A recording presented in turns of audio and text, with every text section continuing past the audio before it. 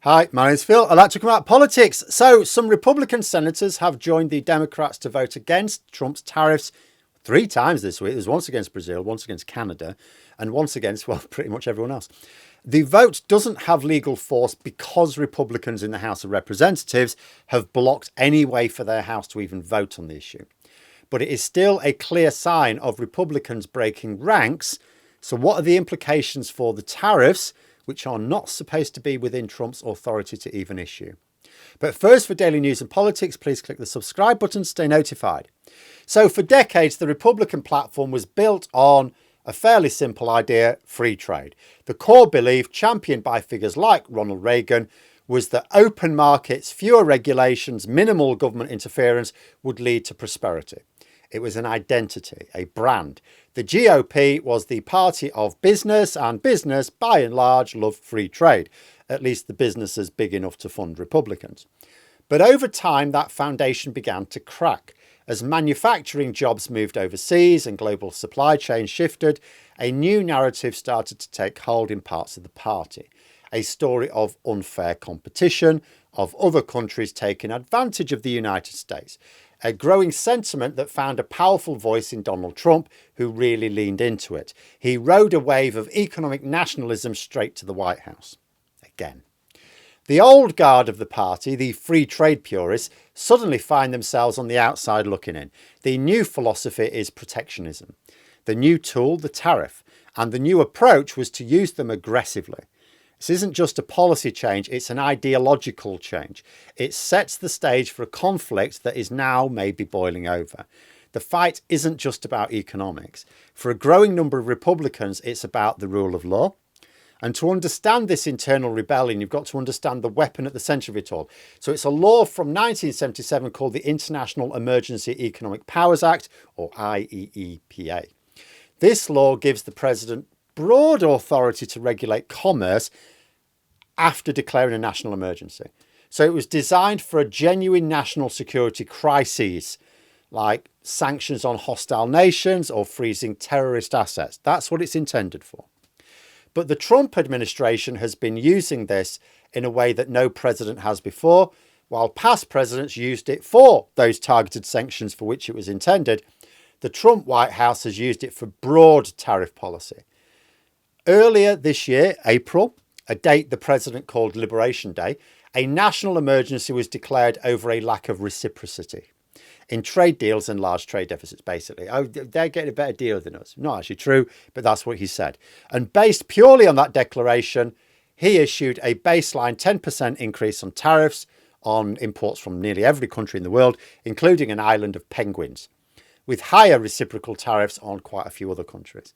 And the moves, of course, sent shockwaves through the global economy. And as we remember, the American stock market, birthing the term TACO, Trump always chickens out. And this is the heart of the conflict.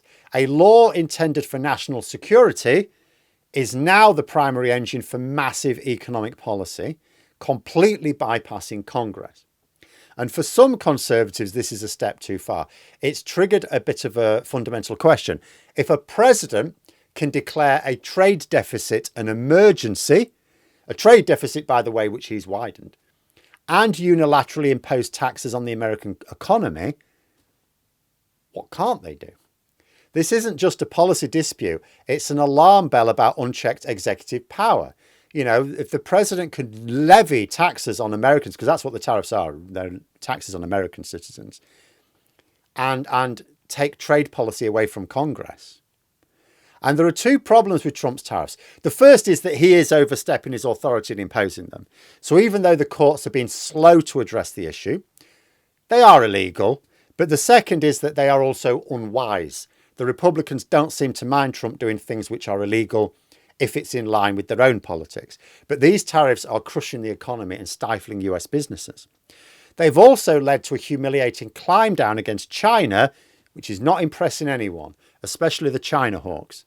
And that alarm bell has been ringing louder and louder. While much of the party has fallen in line, there's a faction of Republicans starting to push back, not just with words, but now action.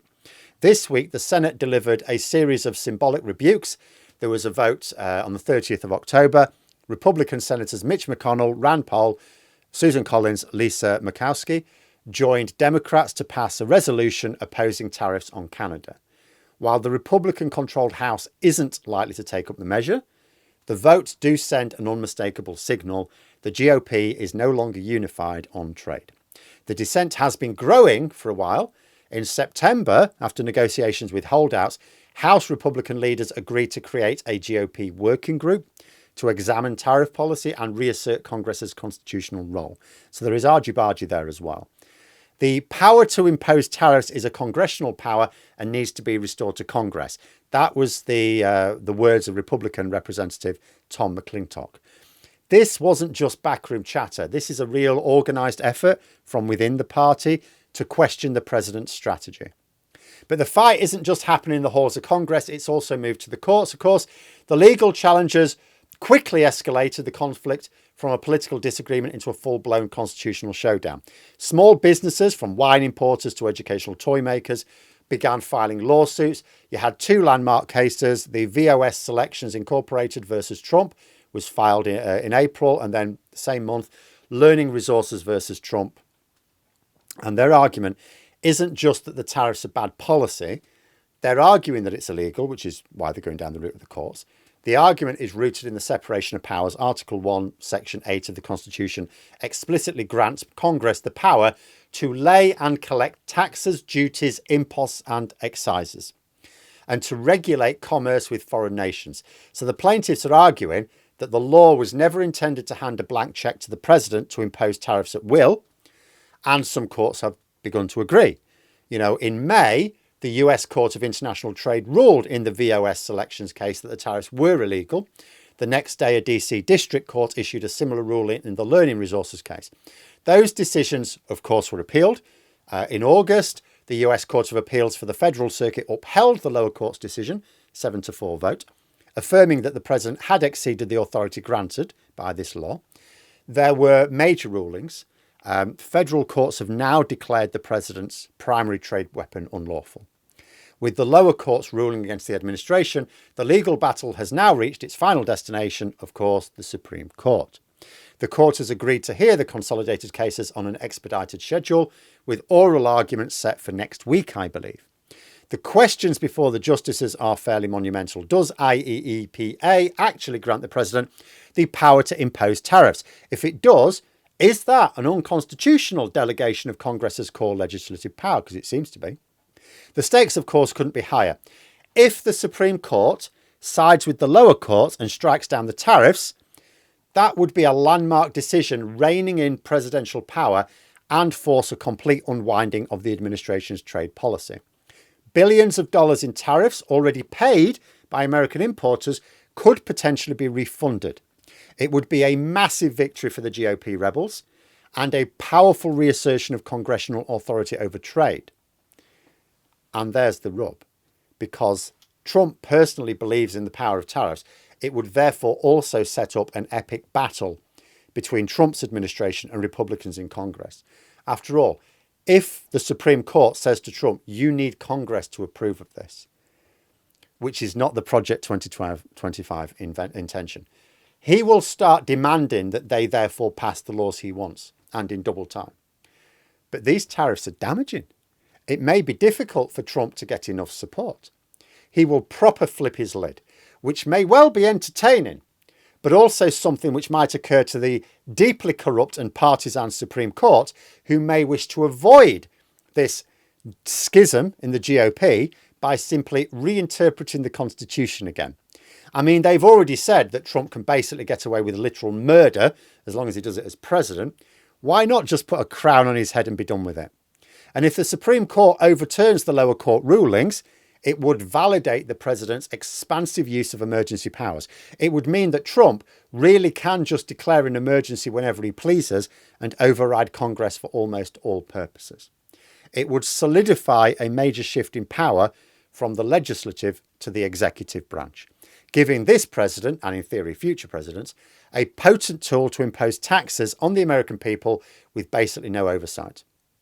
But if that's what the Supreme Court does, maybe Congress will then fight back. Perhaps some are currently hoping that the courts deal with Trump for them so they don't have to, but might be prepared to stick their necks out rather than actually let their country slide into chaotic dictatorship. We shall see, but there are already moves to push back. But let me know what you think in the comments below. For more content, you could subscribe to the channel or even join for access to streams and behind the scenes updates. Thanks for watching, and until next time, I'll see you later.